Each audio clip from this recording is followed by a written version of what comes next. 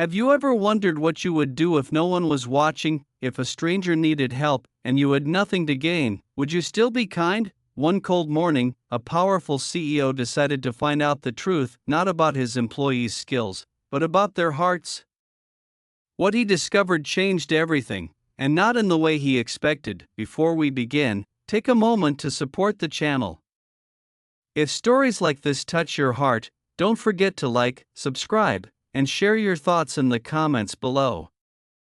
Welcome to Kindness Story Hub, where every story reminds us what truly matters. Michael Carter was known as one of the toughest CEOs in the city. He ran a massive logistics company in Chicago, employing hundreds of workers. His business was thriving, his profits were growing, but something didn't sit right with him. He noticed a strange pattern. Despite offering good salaries and benefits, employee turnover was high. Complaints about workplace culture kept surfacing. People seemed distant, cold, and disconnected. Michael believed something was missing, not in the business, but in the people. One evening, sitting alone in his glass office overlooking the city lights, he made a bold decision. "I need to know who my people really are," he murmured, and just like that, a plan was born. In the next morning, Michael didn't arrive in his usual luxury car. Instead, he showed up wearing worn-out clothes, a faded jacket, and old boots. His hair was messy, and his face carried a tired expression. No one recognized him. To everyone else, he was just another poor man looking for work. Michael walked into his own company building through the employee entrance. People brushed past him without a glance. Some wrinkled their noses. Others avoided eye contact. He approached the front desk. "Excuse me," he said gently, "I heard there might be work available. Even something small. I just need a chance." The receptionist barely looked up.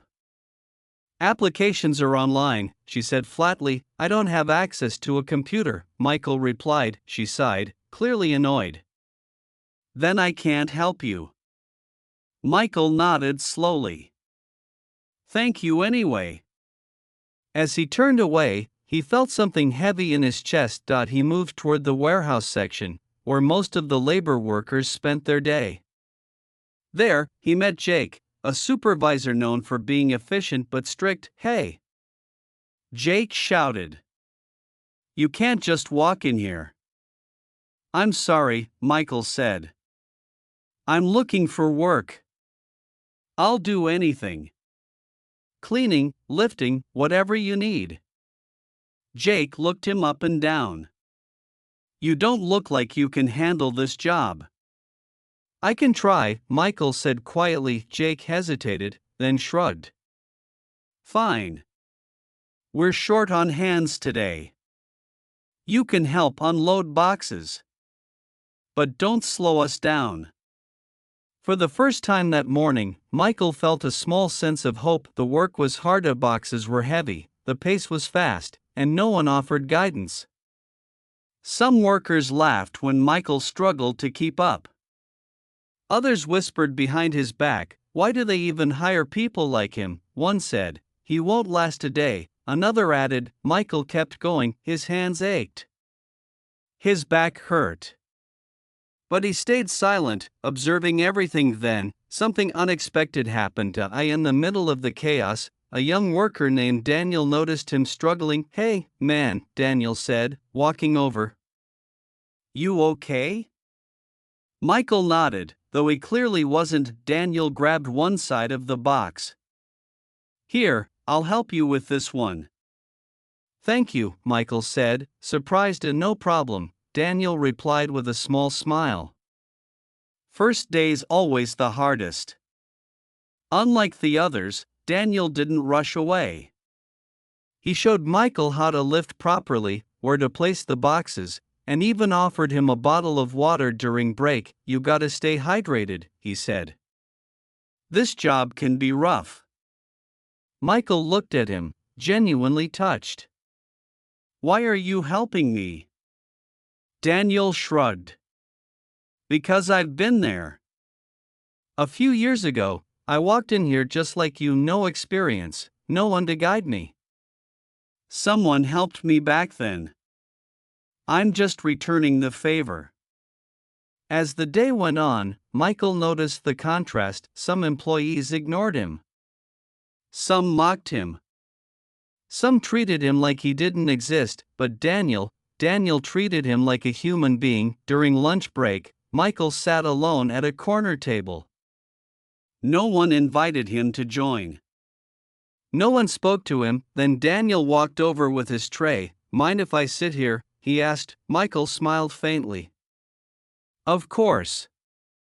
They talked. Daniel shared his story, how he worked long hours to support his mother, how he dreamed of going back to school someday, and how he believed that kindness was the only thing that made life bearable. "You never know what someone's going through," Daniel said. "A little kindness can mean everything." Michael listened carefully. Those words stayed with him. By the end of the shift, Michael was exhausted. Jake approached him again. "You did okay," he admitted. "But this job might be too much for you." Michael nodded. "I understand." As he prepared to leave, Daniel caught up with him. "Hey," Daniel said, handing him a small paper bag. "It's just a sandwich. I packed extra today." Michael stared at the bag, overwhelmed. "You don't have to do this." "I know," Daniel said. "But I want to." For a moment, Michael couldn't speak. "Thank you," he finally said. The next morning, everything changed. Employees gathered in the main hall for an unexpected meeting. Whispers filled the room. "Did you hear? The CEO is coming down here today."